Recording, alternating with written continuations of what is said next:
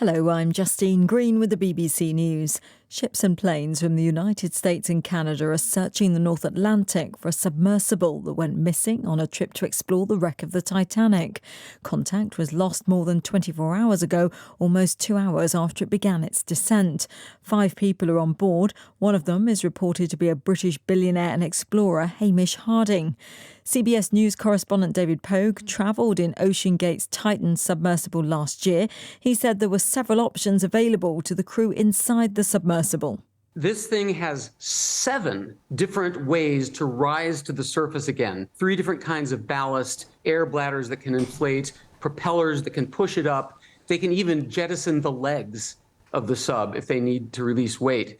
So the fact that they are not back to the surface is really concerning. It means that all 7 of those things have even failed or are irrelevant. For example, if the sub got snagged in one of those miles-long abandoned fishing nets, then there's no recovery. Or if there was a leak, then there's no recovery. Ugandan police say they've arrested 20 people suspected of collaborating with Islamist militants believed to have attacked a school last Friday. The massacre has shocked the country, with the army standing accused of failing to protect the secondary school. Sasha Schlichter reports. According to the police, amongst the 20 detainees are the school head teacher and director. All are suspected of having collaborated with ADF militants based across the border in eastern Congo. The official death toll now stands at 42. The youngsters were hacked with machetes, shot and burned to death in their dormitories in horrific killings that have drawn global condemnation. The Ugandan army is still hunting for the ADF militants who've reportedly moved back into eastern Congo. The Sikh community in Canada says Hardeep Singh Nijjar, the leader of a temple in British Columbia who advocated for a separate Sikh state in India, has been found shot dead. Mr Nijjar was wanted by Indian authorities for alleged terrorism offences and conspiracy to commit murder. Sanjay Dasgupta reports. Canadian police have not named the man, but dozens from the local Sikh community descended on the Guru Nanak Sikh Gurdwara east of Vancouver once news of the killing spread. Hardeep Singh Nijjar's body had been found in a pickup truck in the Gurdwara's car park. The Sikh Organisation of Canada issued a statement saying he was assassinated in a targeted shooting.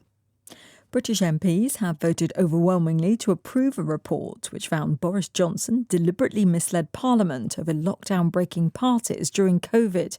Mr Johnson would have faced a 90-day suspension from Parliament if he hadn't already resigned. He's also been stripped of his visitor's pass. World News from the BBC. President Biden says relations between the United States and China are on the right trail. Speaking after his Secretary of State's trip to Beijing, Mr Biden said Antony Blinken had done a hell of a job and progress was made. The two countries agreed to stabilise their relations during Mr Blinken's 2-day trip. They stated the importance of competition not sliding into conflict, with President Xi Jinping saying they had a responsibility to history and the world. President Zelensky says Ukraine has not lost any of its positions in the current counter-offensive, while he said Russian troops had only lost ground.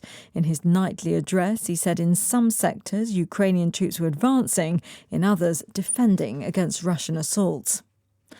Scientists have discovered how bowel cancer deceives the immune system so it doesn't see the cancer cells as a threat. They hope this could lead to a new way of treating the disease. Ali McConnell reports. Researchers have long wondered why patients' immune systems fail to detect cancerous cells in the bowel. Now they believe they've found the answer. Writing in the journal Cancer Immunology Research, they say the cancerous cells use a mechanism to rewire the immune response at a molecular level. This means the T cells involved don't see the threat posed and leave the cancer to do its damage. If a way can be found to re-engage the T cells, the researchers say it could result in a new and effective way to treat bowel cancer. Ali McConnell reporting. For the first time in almost 500 years, clergy in the Church of England have submitted a formal pay rise claim. A union representing more than 2,000 vicars wants almost 10% more in next year's stipend to help cover the cost of living. One vicar and union activist, Sam McGuinness, said while clergy were working hard to get their parishioners through the crisis, many were themselves driven to charitable aid to get by. BBC News.